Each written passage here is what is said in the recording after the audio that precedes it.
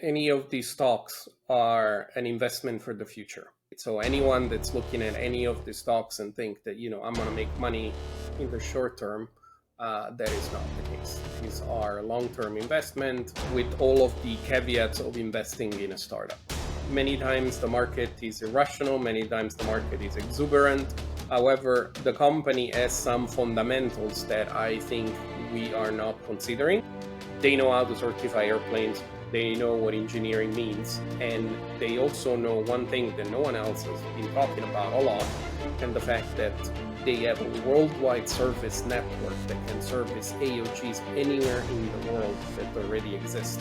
Both companies are at this point where if you start slowing down the development to use less cash, you're also putting that point of revenue farther and farther out in the future. So it's a catch-22. To certify a vehicle in China, it costs between 1/5 and 1/8 the cost of the United States. The production capacity is going to be available much quicker than anyone in the West can make 600 of any. No one knows how the market works. Everyone can make the numbers look as best as they want them to be. I wouldn't be surprised if when production starts, the cash burns increase up to 9 digits a year. Because as you know, everyone's going to run out of money. It just depends when they're going to run out of money. In the history of great ideas, not always the greatest ideas wins. Let's not forget, a company like Ariane, they didn't fail when everything was bad. They failed after announcing a Mach 3 airplane and the start of construction of the new headquarters. What we see is the mid-2030s is where there will be enough volume where these prices will start to come down.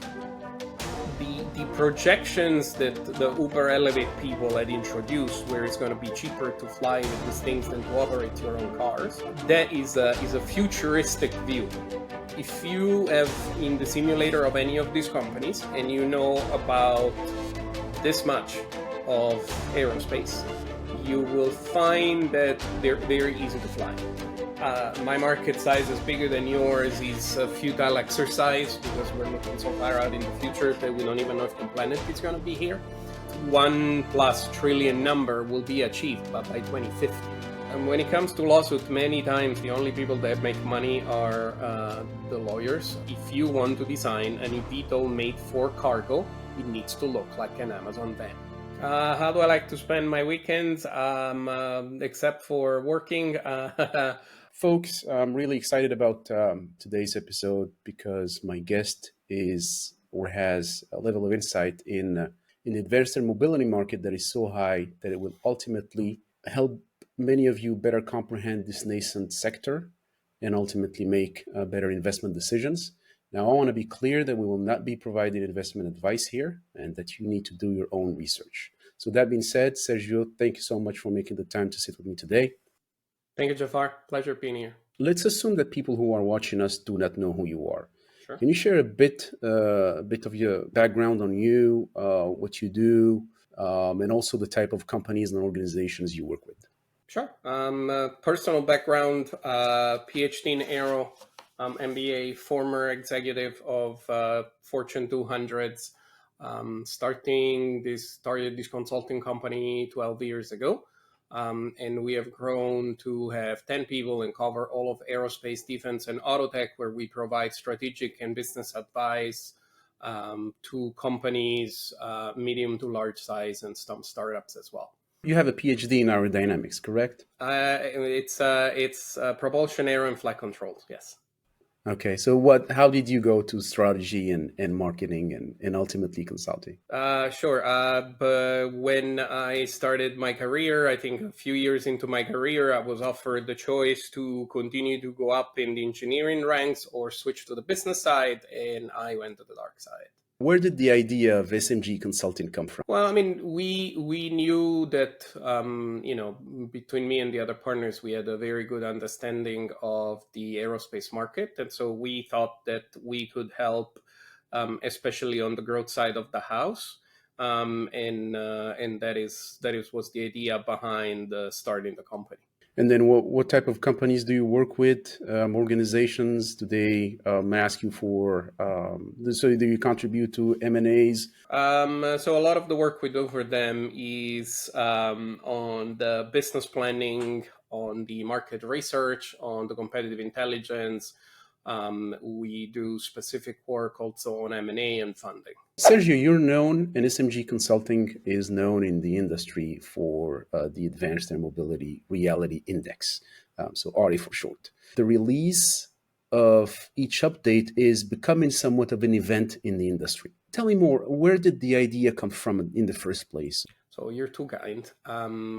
So the way that it started is it started as an internal need of the company. Once we decided to get into the advanced air mobility market, there was an internal need to parse through all of the entrants in the industry and understanding who we should work with, who we should work for. And shortly after that, we thought that maybe what we were doing could be something that would be interesting to more people than just us in the company. And that is when we let the index loose on the world. And it's with time, it has grown to be something that the industry looks at for an understanding of progress, for an understanding of advancement. And we pride ourselves with trying to provide a read through all of the different information that comes on a daily basis. And also ground this information in the aerospace reality. And all of us have been in aerospace for 20 to 30 years, so we have an idea of that. Just curious to know if investment bankers and financial analysts use your index as part of their tools. So we know that the index is used also in the financial industry. As far as who uses it, who doesn't use it, that's not something that we know or we want to know. Looking at the latest update, which is March 24. I cannot wrap my head around the fact that Volocopter ranks number one because they have an inefficient design. They do not fly on wing. They had back-to-back snags with Singapore and with Paris. And then on the opposite side, Sergio, Electra, they have a stellar team. Their business use case or their use case is pragmatic, which is regional air mobility cargo. They are killing it on the other side. They do not need rulemaking. They do not need new infrastructure. So can you add some color to the rankings and how these two companies are ranked so differently? Sure. So first of all, we track progress. We don't track promise. Is this company going to be more successful than this other one? The jury's out. No one knows how the market works. Everyone can make the numbers look as best as they want them to be. So what we track is just progress. And in case of Electra, while they're doing a lot of great progress, in the grand scheme of things, they are not at the same level of progress, for example, as a Volocopter. Now, when you look at, for example, Volocopter, so number one, let's be clear that the SC veto regulations are very well defined. So we don't have to try and understand how they work. In Europe, they're clear. And the other part is a few clarifications. So when we talk about snafus in Singapore and in Paris, number one, let's be honest that this is the only company that is actually ready to enter service anywhere. And then the second part is consider that there is two ways to go about doing entry into service in a city. You can either subsidize the entry into service or you can get the entry into service subsidized. And it really depends on who's the most interested in this entry into service. Is the OEM or operator more interested in the market, or is the market more interested into the operator? And so in Singapore, you might have seen a market that was not as interested in advanced air mobility as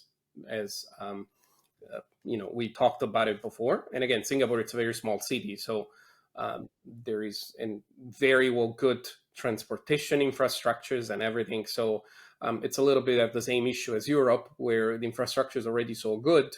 And urban air mobility is, while it's always a market, it's not going to be as big of a market as, for example, in places like China or the US. And then the second part, you were talking about the configuration, or the third part. So when it comes to the configuration, there is no argument from me that having a wing is definitely more efficient.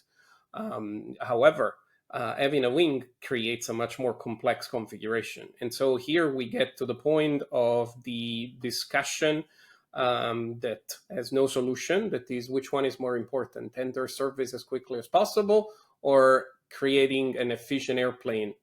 And so that is the idea with Volocopter, was let's enter service as quickly as possible. And again, as they have communicated, there is larger airplanes that they are working on that will come into service in the following years. And again, these airplanes won't be trailing far behind the airplanes from the other companies. Is it fair to say that the index tracks how realistic is the entry into service that they are advertising, as opposed to trying to, between bracket, predict the financial viability or profitability of the company?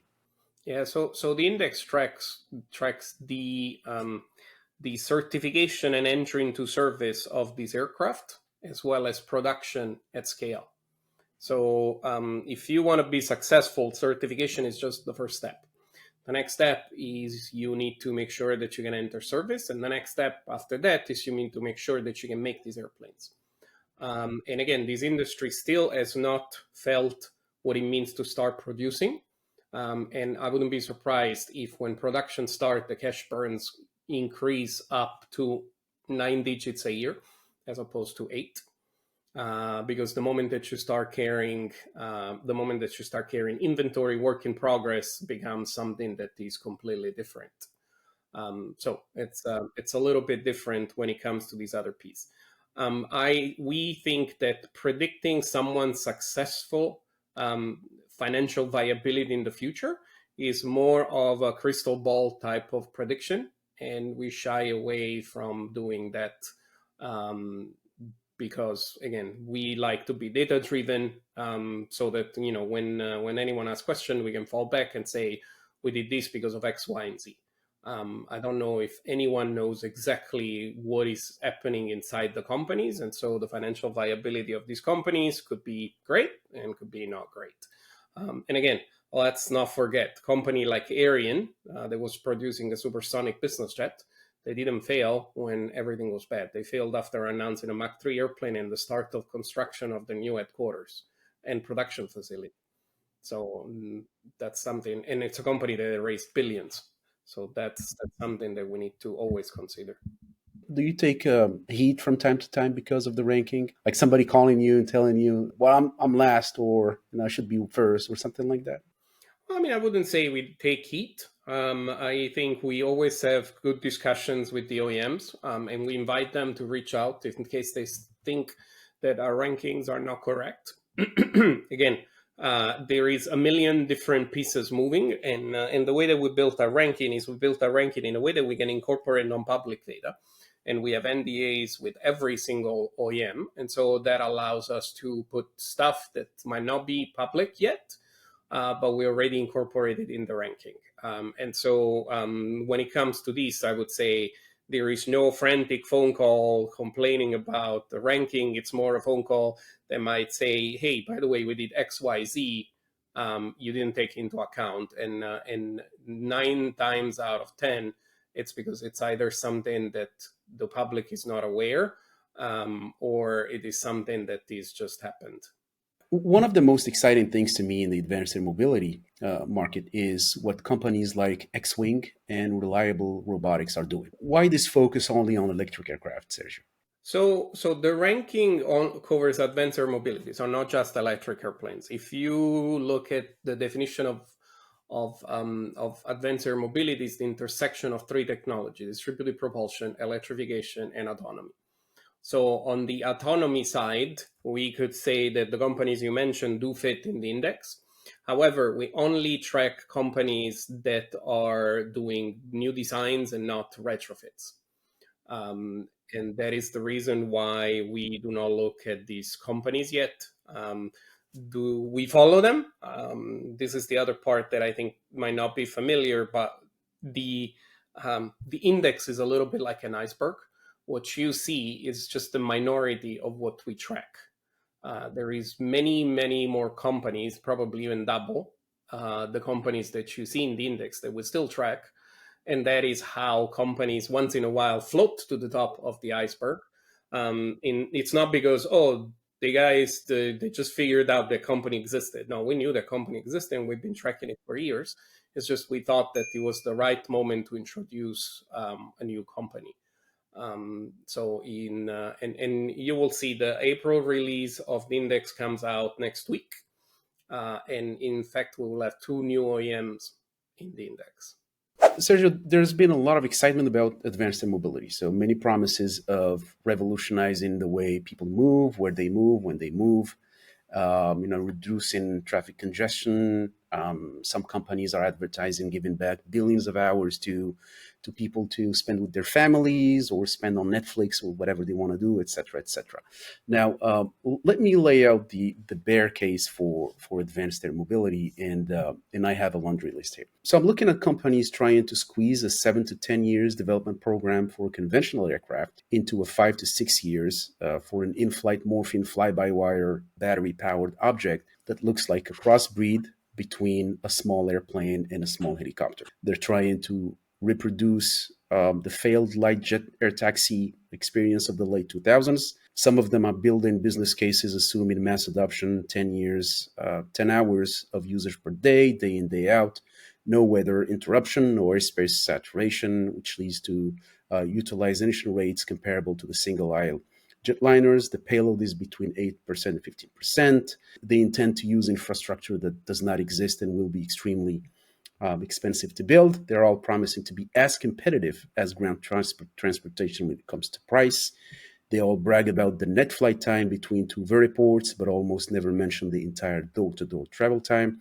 They're adding thousands of aircrafts, all needing pilots, or most of them needing pilots, even when the airlines have a hard time finding and retaining pilots. And since we're in an investors channel here, so if we look at the 5 years return on the stock market, like putting your money in the S&P 500 would have made you wealthier and less stressed out. So if we take the example of Archer and Joby, they come, and that's data driven, they come at 100% cost of opportunity compared to the S&P 500. So I'm being obviously provocative here, but it may seem like a fantasy driven by a Silicon Valley type of mindset, leading to a bubble that will maybe burst, burn a lot of people, but make founders filthy rich in the process. So over to you, Sergio. What is the bull case for advanced air mobility? So let's start. First things first. We're not. If you want to know bull case, we're with the wrong people. We've always been the people that trying to bring reality into the understanding of this industry. For sure, we believe in this industry. Otherwise, what's the point? But at the same time, we're not the one that thinks that this is the cure-all for congestion in the world. So you made a lot of good points, and I think all of those points are extremely valid. So I can come and tell you, oh no, what you said is wrong. Absolutely not. Everything you said is correct. But again, we call it this the industry of it depends, because it really depends, and we need to go into detail. So if we start with, for example, the development time, I would agree with you that this is new and novel technology. The way that the regulators certify technology is by incremental steps. And so we've always known in aviation that is a little bit like solving any motion problem. You make sure 1 degree of freedom is available and everything else doesn't move. So that's how you make it easy. In this case, we already have a few degrees of freedom that are changing at the same time. However, we also need to understand that not every single company is at the same development time. So, for example, Joby was funded in 2009. And they have been developing this vehicle probably since 2012, 2015. So we're talking almost a 10-year time frame to develop this vehicle. Volocopter, similar, 2012. So not all companies were born 2 days ago, and they're trying to certify an airplane as quickly as possible. And this is the other part. Advanced air mobility is one single acronym, but it is a very comprehensive word. It's a little bit like when you say people. It's simple to say people. It's people. Everyone's different. On the other side, for example, you were talking about the cost. And again, this is the other part that's very interesting, and it's interesting mentality here. If you walk into a Best Buy and you see a 96-inch OLED on the wall that costs $29,000, you don't look at that TV and say, this is for the filthy rich, this is inequality. No, you look at the TV and say, please go buy it so I can buy my 77-inch or my 65-inch for cheaper. And so I think we should adopt the same mentality with this. At the very beginning, is this going to be uber black pricing? Absolutely not. Is it going to be helicopter prices? Absolutely not. It's going to be an in-between. And we are convinced that probably $8 to $9 a mile, it's a good starting point. Now, in the US, considering the distances, that's an expensive ticket. In Europe, it's a little more affordable because the distances are smaller. However, over time, these costs will go down. And they will go down because of the maintenance that is less. And the other part that you mentioned is utilization. So at the very beginning, these eVTOLs are not going to be operated like in a 737 on an A320. As you mentioned, at the very beginning, they are VFR rated. So if there's weather, if there is night, they might not even be able to fly. However, this is not something that is permanent. With time, with the increase in the number of hours flown, this will expand to IFR, et cetera, et cetera. And so we need to very well divide between the entry into service and the long term. Now, one other point that you made that is extremely valid is we already don't have pilots. How are we going to find pilots for all of these airplanes? Now, if you have in the simulator of any of these companies and you know about this much of aerospace, you will find that they're very easy to fly. And so the whole goal here and what they call the simplified vehicle operation is to make sure that the training can be shortened. And so it won't happen at the beginning, because at the beginning, it's a little bit like, when you develop a new test car, you want to put your best people in it because you don't know. But if after you start making them 2-3 years later, you sell them to the public, you don't walk into a dealership and they ask you if you know how to drive, if you're a performance driver. They just want you to have the money and a license and insurance. And so this is the same thing that we see here. As time will go by, you will see not the training requirement reduced, but the needed amount of training reduced. And so last but not least, as I mentioned at the very beginning, at the beginning, this is not going to be the cure of all evil.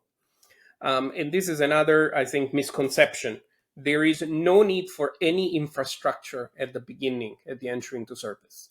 So do we need all these vertiports tomorrow? No, probably we need them by 28, by 30, and that's a different story. Because at the very beginning, number one, we are going to use a lot of the infrastructure that already exists. Heliports, there's not many. However, airports, there is a lot. And airports, especially in the United States, tend to be located everywhere inside the city. And so a lot of the existing infrastructure will be used, and that will reduce the costs and the need at the very beginning. So is this going to be, a teleportation for the world? No, but it's going to be another portfolio in the transportation portfolio of a big city that it's not available right now, but will be available in the future. When do you see, I'm not going to say mass adoption, but when do you see that the non-rich will have access to this type of transportation at an affordable cost for them? So the unfortunate thing is rich is a very personal perspective, and it varies, right? I live in California, where rich here means 400,000 or more a year. There is other parts of the United States where rich 400,000 is filthy rich. And so it really depends. But I would say that even at the very beginning, it's not going to be rich, right? It's going to be something that someone like you and I can afford on a sporadic basis, right? We're not going to go to the mall in downtown by using one of these things, or going to dinner. But once in a while, we can go to the airport with it. What we see is the mid 2030s is where there will be enough volume where these prices will start to come down towards those $3 to $4 that the OEMs have talked about. And again, and I would say the projections that the Uber Elevate people had introduced, where it's going to be cheaper to fly with these things than to operate your own cars, that is a futuristic view, a hopeful view of what might happen when these things are extremely cheap to make and they're all autonomous. And so it's not going to happen anytime soon. I think we went from the very first day of Uber Elevate was a little bit of a Hail Mary. And then we went to long passing game, to short passing game, and now we're at the running game. And so we're just looking at the few yards we need to for the next down. We're not looking at scoring a touchdown that's like 60 to 80 yards away. For any investor, one of the critical and fundamental questions is, am I buying at the right price? Which brings the valuation aspect. There are publicly traded companies. And if we use a standard metric, price to tangible book, we have a landscape at the end of March that reflects a few things. So Joby and Archer, they are at around 4. Eve and Lilium are a little bit higher at 9 and 13. And then ehang stands out at 42, so 10 times Joby and Archer price to tangible book. Now, using this metric, ehang is overvalued using this metric, and ehang is a polarizing company, by the way. Some of it has to do with the fact that they're not Western company, in my opinion. Add the China label to it, and people can go quickly to the extremes. Nonetheless, it's a quantitative fact that ehang is overvalued. So my question to you is it justified? Well, so number one, I think that any of these stocks are an investment for the future. So it's you're talking about pre-revenue companies, and even if they have revenue, it's insignificant to the amount of spend that they have. But at the same time, I would ask, what is the difference with a lot of the AI companies that are out there? What was the difference with a lot of the clicks and eyeballs that we had in the past? Nothing different. The difference here is that hardware is hard and it takes a lot more money than software. And it's a lot more complicated. So anyone that's looking at any of the stocks and think that, I'm going to make money in the short term, that is not the case. These are long-term investment, with all of the caveats of investing in a startup. Now, when it comes to ehang in particular, again, it's the oldest of all the stocks that are out there. And again, I think there is a lot of misconception in the West about the way that the Chinese market works. And I would say, at the end, they are the only company with a certified vehicle that can operate anywhere in the world, meaning in China, because that airplane will never be able to be certified in the US or Europe because of the way that it is. So when it comes to the valuation, then, again, many times the market is irrational, many times the market is exuberant. So I cannot speculate on the valuation. However, the company has some fundamentals that I think we are not considering, and we cannot start looking at everything with the same lens, because a company in China doesn't operate like the company in the US. So remaining on the price tangible book. So I mentioned the Archer and Joby. So they were close at 4 each. They diverge on their path to certification. So as you know, Archer is using legacy aerospace suppliers. Joby is vertically integrated, and they're taking on a substantial risk, in my opinion, by wanting to certify critical systems themselves. Very simple question to you, Sergio. Which will be first to type certificate? Well, unfortunately, my crystal ball stopped working before our call. But Yeah, but the way that I would say it is this: it is without a doubt a fact that vertical integration carries more risk than working with suppliers, um, because the suppliers take some of their risk on. The downside is you do not have full control over a supplier. And having worked for suppliers, I understand how things can go. Now, on the flip side, I think a question that not many people are asking is how much of the risk has been already retired at Joby. And that, I think, it's another piece that is very important. It's a little bit like saying, well, if you are certifying as a vertical integrated company, you need to climb a 8,000 foot mountain. And if you are certifying with suppliers, it's a 5,000 foot mountain. What it doesn't take into account is how much of those 8,000 foot have already been climbed.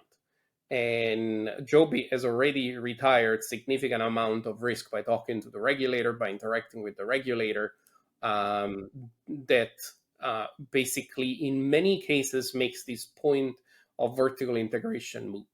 So vertical integration is, with little doubt, the path for better unit economics over the long term. You have control over your airframe. You have control over the critical equipment. You're not locked with vendors who are taking on risk right now, but will make up the money in the aftermarket once you enter into serve. But I would think that the Joby team, though, they have an interest in advertising the risk that they have knocked down, basically. They have published the stage 1, 2, 3, 4, and 5, and I think they have the progress there, which is a good thing. But the last mile is the toughest one when it comes to that certification, because now they still they don't have a TIA yet, right? No one has a TIA. No one has a TIA. So they don't have a TIA. They still have to fly for credit. They still have to talk to the FAA on those flight test results and whatnot. So the amount of risk, and I agree with you on a portion, but I beg to differ on that. Whatever is left to do is the toughest portion of the journey. Would you agree with that? So 2 points. Number one, Joby is a company that is renowned for doing the work, not talking about it. So you have to take that into account, that what you see in the public might not be exactly what's going on behind the curtain. If you look at, announcement of, different companies producing airplanes, et cetera, you had Joby posting this clip of 3 airplanes on their final assembly line. There's no one else in the industry that's making 3 airplanes on a final assembly line. Now, what is the other point that you were making? The other point that you were making is, no one has flown, et cetera. So 2 other points. And again, I'm not defending Joby. I'm just providing some clarity around this discussion. If you look at the amount of hours flown, Joby is at 16 to 18,000 hours. And that is more than anyone else in the industry, maybe with the exception of Volocopter. And there is no substitute for flying. And when you fly, you start retiring a lot of the risk involved with your platforms, involved with transition, et cetera. They transitioned in 2018. So they understand the aerodynamic, and the airplane that's flying today, it's not that much different from that one. So again, is the other part is they have been engaged with the FAA. The FAA has been involved in a lot of the tests, et cetera. So do not expect that this is a little bit like, the school exam where the teacher doesn't see you, and the first time they see you, they ask you all the questions. A lot of those questions have already been asked. A lot of those questions have already been answered. It's just that there has been no official answer that can be recorded. So once again, vertical integration definitely carries some risk. We've been on the record for saying that Joby maybe went a little bit too far on the one side of the equation, but at the same time, a lot of good progress has been made. The other similarity between Archer and Joby is that their stock price continued to be in decline since August of last year. So that's it's probably a sad similarity. But anyways, just that buying any of the stocks right now would be trying to catch a falling knife. Like speaking for for myself without giving advice to anybody here. Let's talk a little bit about lithium. So these guys have had a lot of churn in the C-suite. They changed CTO in early March. And a month after releasing the full year 2023 results, their CFO has been replaced. Any idea what's going on inside Lilium? So I mean, I don't know if I call it churn. I mean, I would say, there has been some changes at the executive level. I would say that my concern for Lilium, it's not their executive suite, because Klaus is an Airbus veteran in charge of the A320 production line. So if someone knows how to make airplanes, that's him. And if someone knows how to make airplanes in volume, that's him. But I would say that the concern there is their cash reserves, and the timing of this cash reserve versus this pre-delivery payment versus how much money they still need, versus the fact that they've never flown a full-scale aircraft. The one they've flown, it's kind of full-scale, but it's 5-seater, so it's smaller than the actual 7-seater that they're developing. So our concern, it's more with the how much cash runway do they have. And again, this is the other thing, is in the history of great ideas, not always the greatest ideas wins. If I switch gears and go to another continent, evtolinsights, and I really need your help here to understand something. So they went public almost 2 years ago. Embraer still owns 88% of the company. Their market cap lost $1 billion last time I checked, from the time of the IPO. Why did Embraer list the company in the first place? Well, I mean, to tell you the truth, I mean, looking at the market cap, all of these other measures for these companies when there's no product, I just don't know. This is more of a, do you believe the market, you buy into this company? Do you believe the company, you buy into this company? If you're buying into these companies to look return on investment in the short term, probably you should go somewhere else. What I would say is, I mean, the Embraer, I think the interest there was to find other shareholders other than them. And that's why the company went public. And again, there was the opportunity with that road to find additional funding that was in there. Now, the fact that I jokingly sometimes call Eve a division of Embraer, as opposed to, it's independent company. And the other part we have to understand is this MSA, this master service agreement they have with Embraer. It means that the majority of the engineers that work at Eve are actually Embraer engineers. But on the flip side, you also have to imagine that right now there is no new development projects at Embraer in a state of advancement that is great. And the reason is that, if you remember, there was a 96 turboprop that they were looking at. However, they have understood that there is a lot of moving pieces in the propulsion world and the energy world between now and the end of the decade. So it is very tough in that part of the market to launch something that could be rendered obsolete not even 10 years later. And so at the same time, you can also imagine that for this decade, we can say that Eve is Embraer's play for a new airplane. And so I think that is a very important piece of the pie. And last but not least, they know how to certify airplanes. They know what engineering means. And they also know one thing that no one else has been talking about a lot, and the fact that they have a worldwide service network that can service AOGs anywhere in the world that already exist. And that is not cheap to put in place. I agree with you, yeah. Tell me more about Eve's Embraer's play for the next aircraft. What would they leverage? Electric propulsion, autonomy? What would they learn from a company like a startup like Eve? Well, I mean, the startup mentality allows you to experiment with things that you wouldn't do in the larger company. And what would they learn about this? You're correct. I mean, the whole idea of electrification is something that can then be ported through hybrid, through hydrogen to larger airplanes. And if you remember, they have this project called Energia that is going forward, where basically they're looking at smaller regional airplanes in the 19 to 30 seats that are either powered through a hybrid power plant or they're powered by hydrogen. And again, hybrid, hydrogen, there's always electric in the middle, because at the end, you're not powering directly anything. You are just using that as generators. And so the whole electric experience that they're gathering in on the Eve airplane, I think it's something that can be reused at corporate level. Cash now, financial runway. And I want to focus on Lilium and vertical airspace because they may run out of cash in the next quarter. So always options to aggressively raise cash is to dilute existing shareholders, do a share offering, and what have you. But they both are at a price that stock price that's nearly $1. So it's going to be very, very, very difficult for them.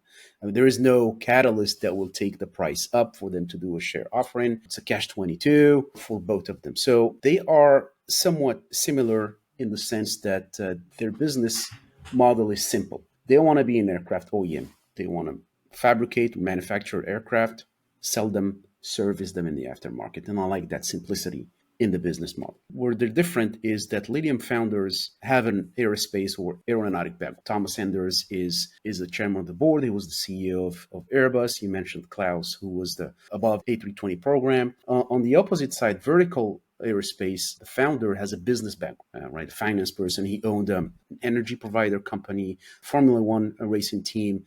And so he doesn't have, it's fair to say he doesn't have personally a background in aerospace, but they're both struggling, right? A Monday morning quarterback will tell you, well, if only he had an aerospace background, or if only they had a business background. Both of them have a similar business model. They're in the same continent, if you would, but they're both struggling. So what did they miss, Sergio, in your opinion?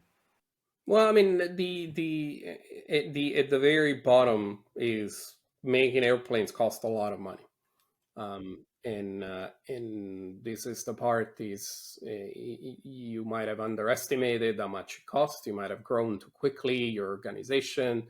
There is many different explanations of why the cash runway is very short. I would say rather than trying to look for signs of this diseases, let's try to figure out how to cure it. And the truth is that while Lilium is burning at a higher rate than vertical, both companies are at this point where if you start slowing down the development to use less cash, you're also putting that point of revenue farther and farther out in the future. So it's a catch-22. It's a little bit of the solution that if you wait long enough, a problem will go away. 99 out of 100, it doesn't. I think that that's an important piece of the pie. I think another distinction is the fact that Lilium has access to this PDP, this pre-delivery payment, because they have decided to sell the first 50 airplanes to private people. And therefore, the structure of payments or down payments is different than with a large business-to-business transaction. And so that is something that instead it's a little bit different with vertical. Like, for example, if you were to go through the news, you will see that in the past, they announced that American Airlines had put a deposit for some of the airplanes. That deposit is pending an agreement that was supposed to be signed last July and it's still not been signed. And therefore, the money does not exist yet. So it is something that needs to be taken into account. Do you see a consolidation for these two, like a takeover, not consolidation? So I think you make a great point, and I think it's something that we don't talk enough, right? When we talk about consolidation, I think the majority of people are expecting company to fail and disappear. However, and again, it's not a bad idea, considering that most of these companies are developing what we call perfect substitutes, right? So what is this and that? I mean, they're the same vehicles, more or less. So that complicates facts. However, there is a lot of legacy players that have not decided yet what they want to do in this market, and they might consider a fire sale of one of these companies at a certain point. And again, when I say one of these companies, can be any company, because as you know, everyone's going to run out of money. It just depends when they're going to run out of money. And this is the other part. It doesn't matter when you're going to run out of money. It's when you're going to run out of money. When you compare it to when you're going to start making money, that matters. And so I think that consolidation from a point of view of acquisition, it's definitely something that I would be on the lookout for. To develop an aircraft, you need a lot of money at the first place, and long-term financial commitment is also extremely important. And I think the other part is we always wave around this figure of $1 billion. That is, it's a little bit like saying, the distance between here and another city is 300 miles. Then when you start going on the road, then the traffic and everything, those 300 miles can become 400 miles. And so it's the same thing here. This $1 billion is just an indication of what it could be. And then it's very much dependent on your capital efficiency, your configurations, where you are located, and a lot of other factors that takes you to the fact that really the number varies significantly between 500-600 million and almost 2 billion. It really depends on your strategy. And as you mentioned, also vertical integration is another piece to take into consideration on how much money you need. Talking about new aircraft development, how much money you need, let's address ehang. So ehang generates revenue now. They're selling EH216, $300,000, not a big amount, but still, they generate revenue. In the last earnings call, the CEO announced that they will be applying for a type certificate for the VT30. Looking at their cash position, end of year 2023, they were around $45 million. Where will they bring the money to develop a VT30? So the VT30, it's not competitors to the Joby and the Archer at all. It's a two-seater autonomous airplane. So it's exactly like the 216. It's just that it has a wing. And so it has a longer range and a higher endurance. So number one, to start there. Number two, and I think that this is the part that I think in the West we do not pay enough attention. To certify a vehicle in China, it costs between 1/5 and 1/8 the cost of the United States. So you don't need $1 billion to certify an airplane in China. You need maybe 250 million in the worst case. And many times you probably can get by with 100 million.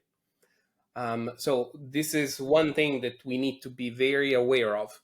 And it is supported by two things. Number one, the cost of talent is significantly lower.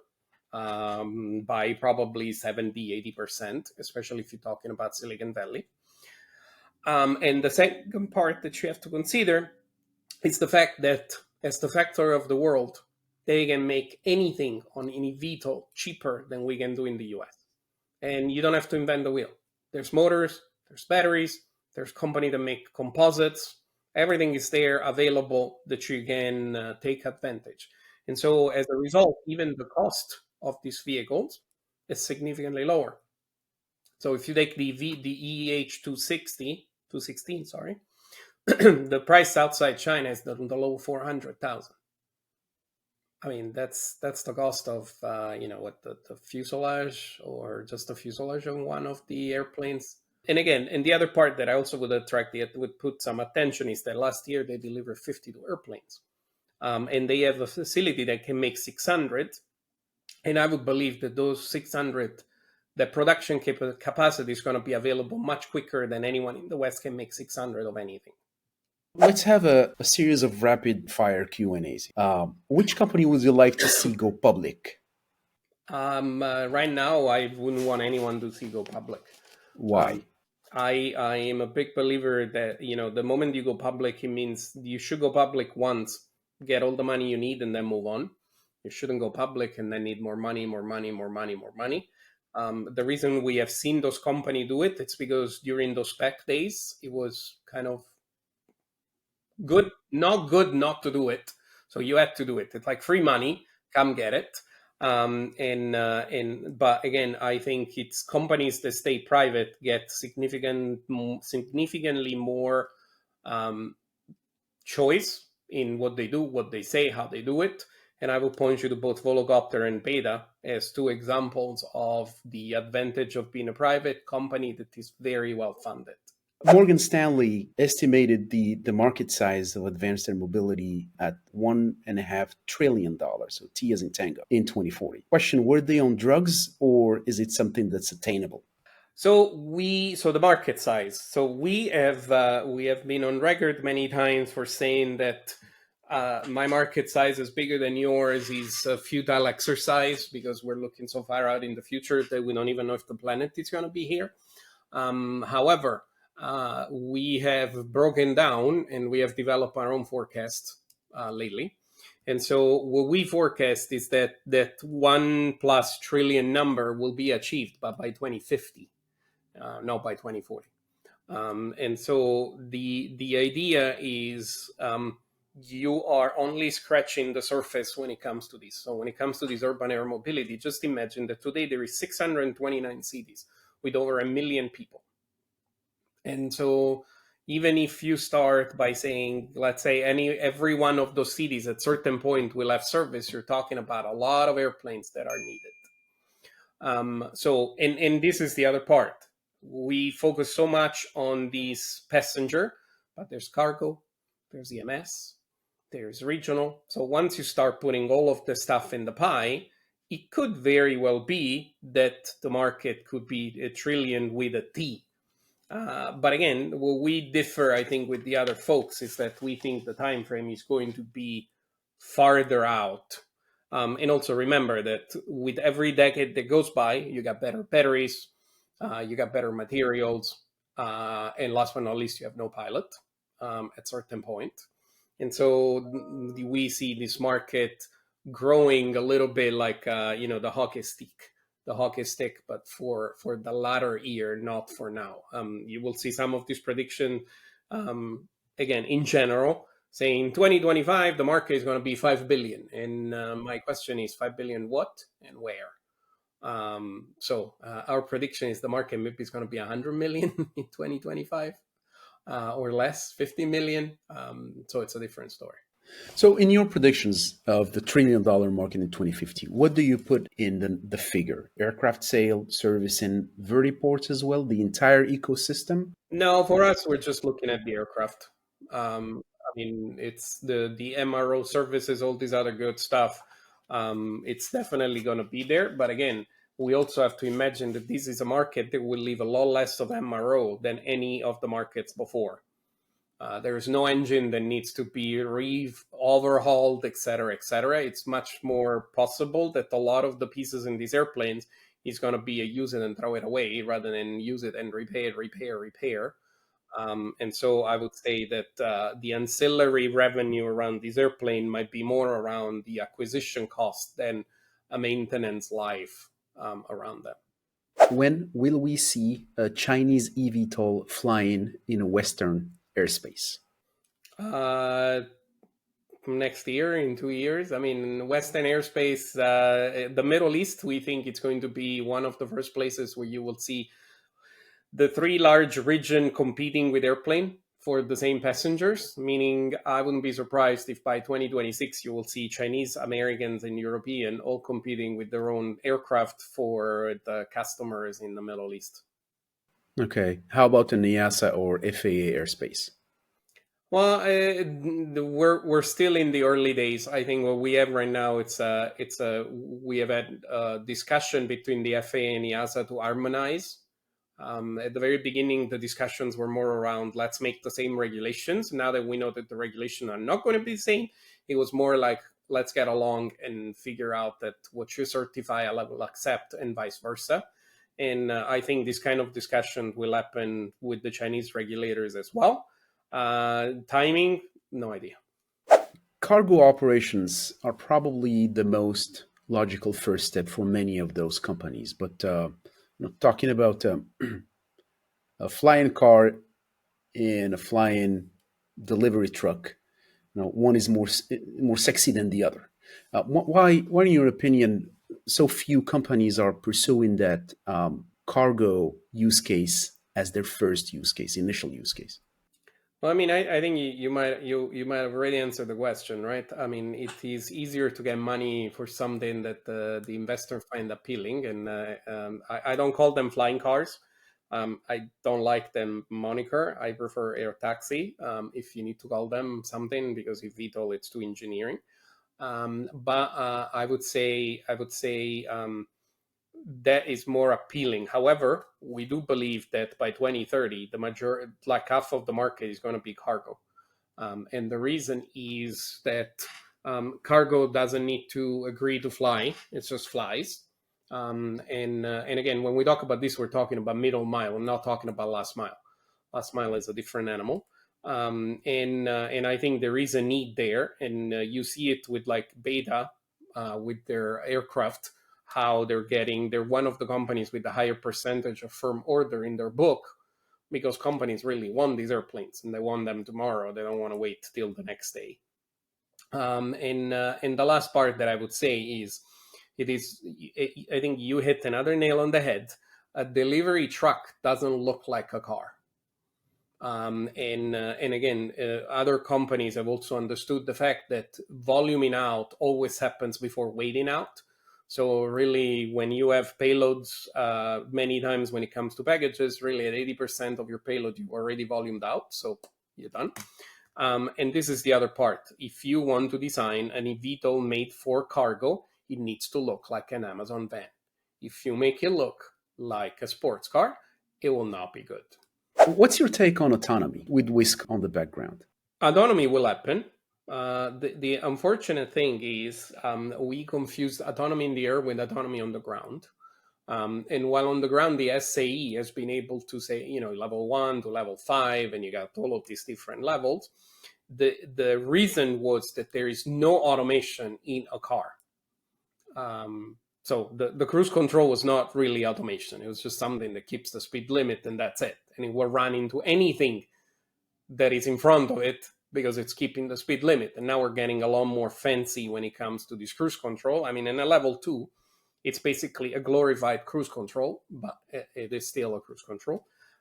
With airplanes, we've always had a lot of automation.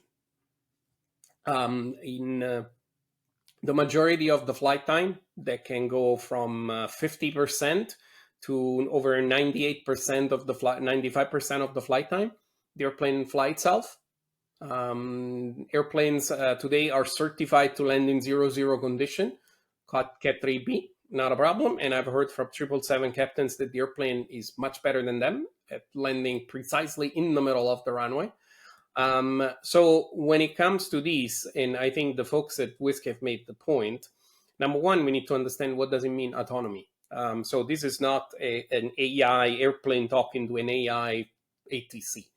This is an airplane that is flying between waypoints with deconfliction available on the plane. However, there is always someone on the ground that can talk to ATC, that can monitor the plane, maybe not 1, but 3, 5, 10 with time. And the point that I think Brian, the CEO of Whisk, has made is there is a difference between certifying an airplane and operating an airplane. Can you certify an autonomous airplane today? Yes. Can you operate it? That's a different story. And again, what they have set forward is the fact that they want to operate by exception, where a lot of the regulation that says a pilot needs to do this, a pilot needs to do that, they want to bring exemptions to that.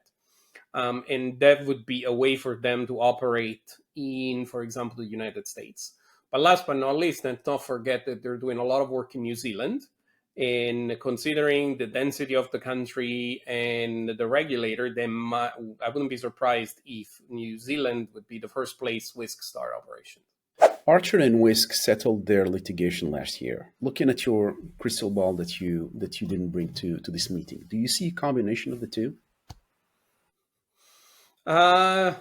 When it comes to lawsuit, many times the only people that make money are the lawyers, and so the decision was a good decision to put this behind them and move forward.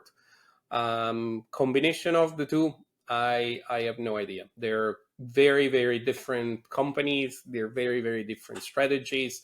So on the surface, it would be very difficult. Slow and steady wins the race. Will there be a late mover advantage in this market, Sergio? Well, the late mover advantage is the fact that they come into a world where the regulations are clear and people have already troubleshot operations and everything else. So there could be an advantage. It really depends. And I would say do not discount the large OEMs that haven't raced for the beginning of this entry into service, but they're farther down the line.